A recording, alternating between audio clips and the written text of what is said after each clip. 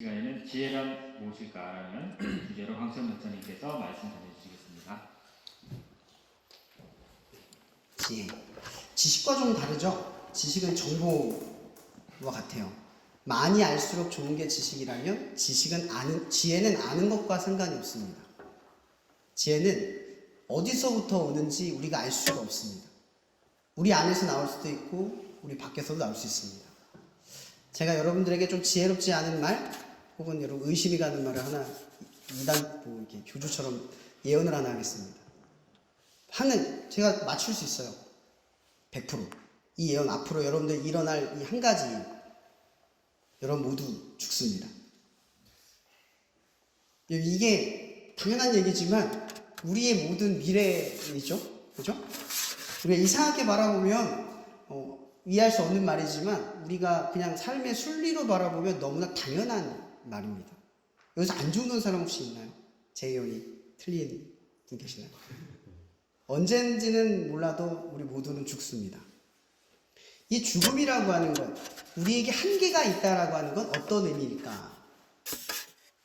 여러분, 하나님께서 왜 죽음을 만드셨다라고 생각하세요? 우리가 죽음 때문에 두렵기도 하고 혹은 죽음 때문에 잃을까봐 삶이 항상 걱정투성이기도 하잖아요. 근데 왜 하나님은 우리의 삶에 이 죽음이라고 하는 것을 두셨을까? 성경에는 설명하고 있지 않지만 저는 가만히 묵상하다가 그런 생각을 해봅니다. 여러분, 악한 사람이 죽지 않고 영원히 산다면, 여러분, 빈익분 부익부죠? 부자는 계속 부자가 되는 세상입니다. 근데 부자가 계속 안 죽고 부자가 되고 부자가 되면 세상은 어떻게 될까요? 여긴 지옥이 될 겁니다. 그래서 제가 묵상하다 깨달은 게 있어요. 죽음을 하나님께서 내주신 이유는 이 세상을 지키시기 위해서 한계를 두신 거예요. 죽음이 있기에 선과 악은 순환할 수 있는 거죠. 만약 죽음이 없다면 여긴 지옥이 될 겁니다. 왜냐? 세상은 악한 쪽으로 기울어지니까요. 항상 이 악한 쪽에 힘을 갖게 되니까요. 그러니까 하나님은 이 죽음을 두신 이유가 선 때문에 둔 게 아니라 악 때문에 뒀다 라고 묵상이 되더라고요.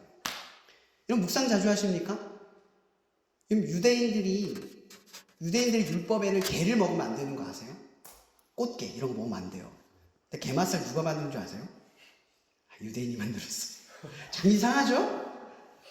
제가 왜 갑자기 이런 얘기를 하냐면, 그러니까 유대인들은 이런 거예요. 게를 먹으면 안 되니까 게맛살을 먹고 싶은 거예요. 사실 게맛살은 명태살로 만든 거 아시죠? 실제 게가 아니에요. 그러니까 게 맛을 느끼는 거죠. 유대인들 참 머리 좋아요. 율법은 안 어기는데 어긴 듯한 애매한 느낌. 근데 우리는 이걸 뭐라고 성경에서 말하냐면 지혜라고 이야기를 해요. 이게 왜 얄팍하게 보이지만 지혜예요. 하나님은 이걸 지혜라고 말해요. 근데 우리 이걸 잘 모르죠. 그 성경에 보면 구약과 신약은 나눠져 있죠. 큰 테두리로. 구약은 딱 4개의 복음서로 크게 나눠져 있어요. 모세오경, 토라, 그죠? 그 다음 역사서, 그 다음 지혜서, 그 다음 예언서 이렇게 나눠져 있어요.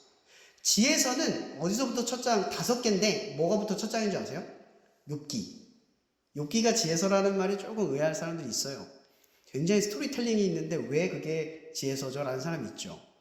그 다음 책이 뭐예요? 시편. 그 다음 책이 잠언. 그 다음이 전도서. 그 다음이 아가서. 제가 이 설교를 되게 자주 하는데 이게 이유가 있는 거예요. 왜 이게 지혜일까? 욥기의 첫 장이 뭐예요? 의인이 있어요. 하나님의 의인이 있어요. 근데 그 의인이 재앙을 받아요. 근데 그 재앙을 받은 의인이 하나님을 끊임없이 원망해요. 그게 욥기의 이야기예요. 그러다 욥이 맨 마지막에 뭐라고 말하냐면 자연 속에 나타난, 폭풍우 속에 나타난 하나님을 딱 보면서 내 입을 가릴 뿐입니다 하고 더 이상 말하지 않아요. 욥기에서 말하고 싶은 지혜는 뭘까요?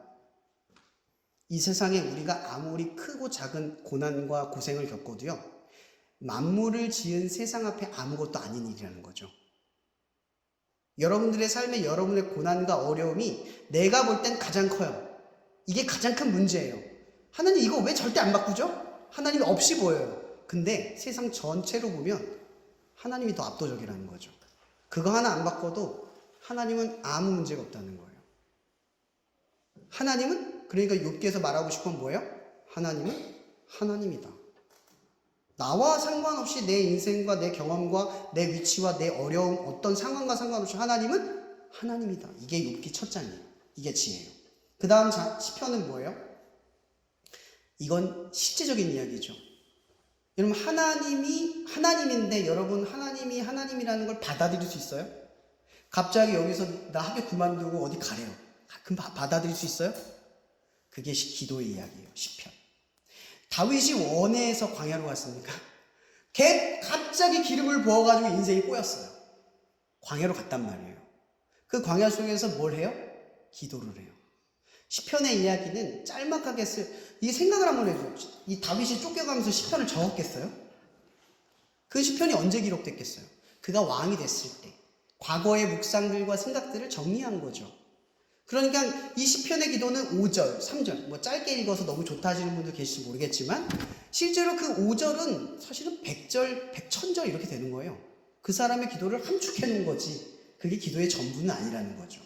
그런데 시편의 이야기는 뭐예요? 실체적인 하나님을 경험하는 기도의 현장.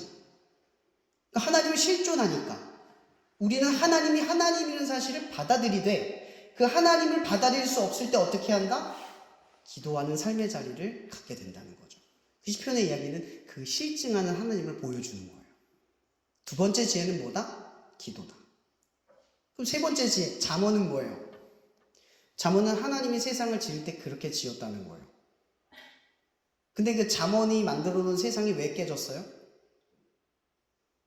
잔머리를 쓰는 기회주의자들 때문에 깨지는 거예요. 여러분 생각해 보세요. 선한 사람들이 복을 받는다. 이거 하나님이 정해놓은 룰이에요, 룰. 근데 이걸 누가 깨요? 악한 사람들이 머리를 써서 깨는 거예요. 그러니까 원래로 따지면 잠언은 하나님의 나라의 표본. 하나님은 원래 이렇게 계획되어 있어요. 근데 하나님의 나라 어떻게 만들어요?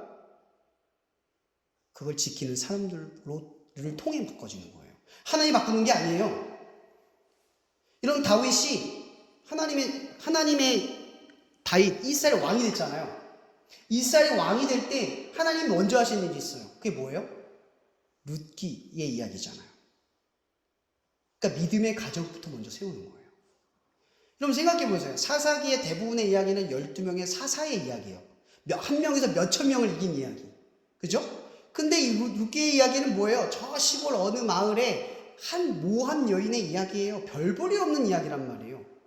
근데 하나님의 이야기는 어디서 출발하냐? 계대법을 지킨, 그러니까 말씀을 지킨 사람들을 통해서 하나님의 나라를 이룬다예요. 영웅들로 세상을 바꾸는 게 아니라 능력과 재능으로 세상을 바꾸는 게 아니라 말씀을 지킨 사람들로 하나님의 나라를 이룬다예요. 그러니까 잠언은 뭐예요? 세상은 삐뚤어지고 잠언과 같이 않은 현실이라도 어떻게 해요? 지켜라. 지킴으로써 하나님의 나라가 완성된다. 이거예요. 이게 잠언이죠. 그 다음 전도서는 뭐예요? 이 앞에 모든 걸 부정하는 거예요. 다 헛되다는 거죠. 다 헛돼요. 근데 헛되다는 게 말하고 싶은 이야기의 핵심일까요? 아니요. 오늘 본문의 이야기의 핵심이에요. 맨 앞구절 뭐예요? 너희가 공고한 날에 이르기 전에 뭘 기억하래요? 하나님을 기억하래요. 여기서 말하는 공고함이란 뭘 의미할까요? 더 이상 내가 뭘 할 수 없는 순간이 직면했을 때. 그때 기도하면 아무 소용없다는 거죠. 그러니까 언제 하나님을 찾으라는 거예요? 너의 힘이 조금이라도 남아있을 때. 기억하라는 거예요. 근데 여러분 기도 언제 하죠 보통? 힘들 때. 힘들 때 하면 그나마 다행이에요. 힘들어도 안 해요. 방법 찾죠. 친구한테 물어보죠. 그죠? 여러분 힘들면 하나님을 찾는 건 너무나 당연한 일이에요. 근데 힘들다라는 건 뭐예요? 힘이 없다라는 게 아니라 힘이 들다라는 거예요. 부족하다. 부족하다는 의미잖아요. 그런데 힘이 부족할 땐 하나님을 찾는 건데 우리는 어때요? 하나님을 찾지 않아요. 늘 우리가 힘이 있어요. 제가 얼마 전에 어떤 설교를 듣는데 그 설교에서 제가 김나홍 목사님 진짜 좋아하거든요. 그 설교에서 그 얘기를 하는 거예요. 신앙은 힘을 빼는 거래요. 왜냐면 힘이 있는 사람이 힘이 빠지면 그제서야 힘이 있는 사람을 찾게 된대요. 그게 신앙이래요. 여러분들 지금 젊죠? 힘이 좋죠? 다 할 수 있을 것 같죠? 공부도 잘하는 분도 있을 거예요. 우리는 그런 시절을 살아요. 이 창조주, 그러니까 이 전도서에서 이 솔로몬이 말하는 이 이야기는 그런 20대를 향해서 말하는 거예요. 뭐든지 다 할 수 있을 것 같은 그때에 기억하라는 거예요. 그때를 놓치지 말라는 거죠. 그때에 누구를 기억해라?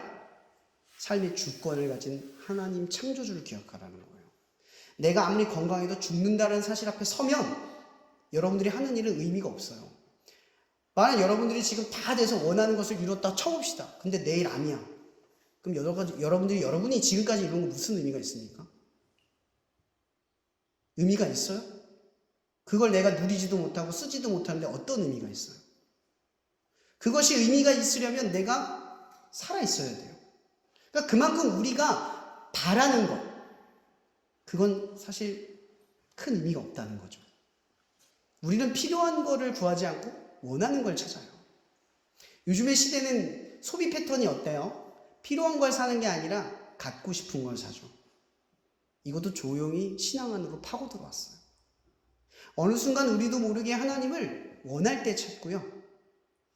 필요할 땐 무시해요. 그렇게 살아가요. 지금 이 전도서에서 말하는 이 지혜는 그거예요. 다 헛되다는 거죠.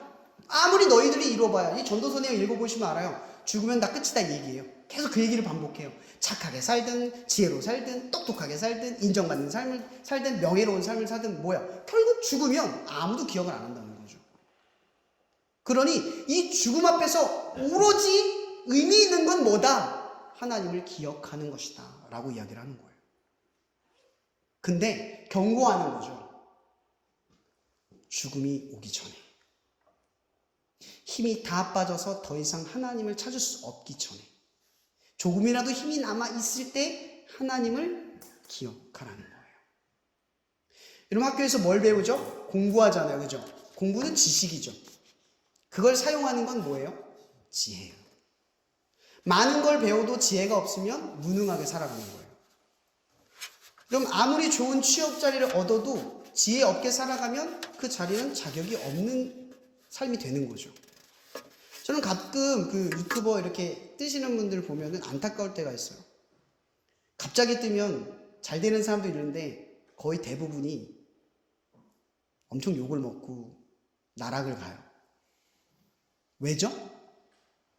갑자기 뜨는 건 준비되지 않았기 때문인 거예요. 그죠?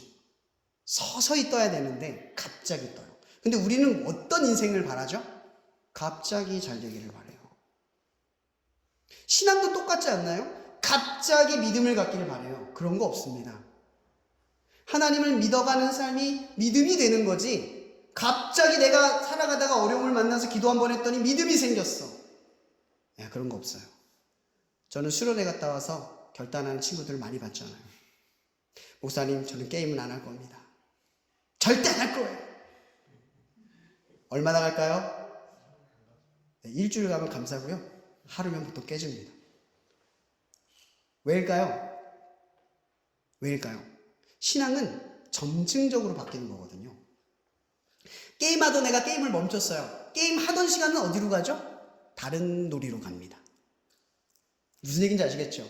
게임을 멈추려면 게임을 줄이면서 다른 것들을 끼워놓고 조금씩 신앙적으로, 정신적으로 늘려가는 거예요. 갑자기 게임을 끊으면 그게 갑자기 신앙이 안 된다는 거죠. 그러니까 갑자기 신앙이 없는 거예요.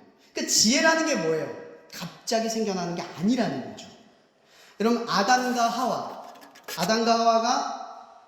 하나님과 에덴 동산에 살고 있잖아요. 그죠? 아담과 하와가 하나님을 떠올릴 때 언제 떠올리죠? 생명나무와 선악과를 바라볼 때.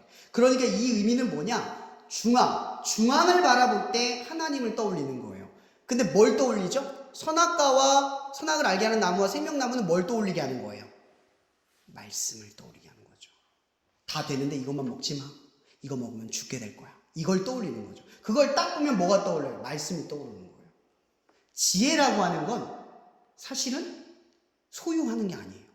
유대인의 말씀에 의하면 이 지혜라는 단어는 소피아라고 하는데, 이건 3인칭, 어떤 의인화되어 있는 존재를 의미해요. 그러니까 지혜는 내가 습득되어지면 내게 되는 게 아니라 지혜와 동행하며 살아가는 거예요.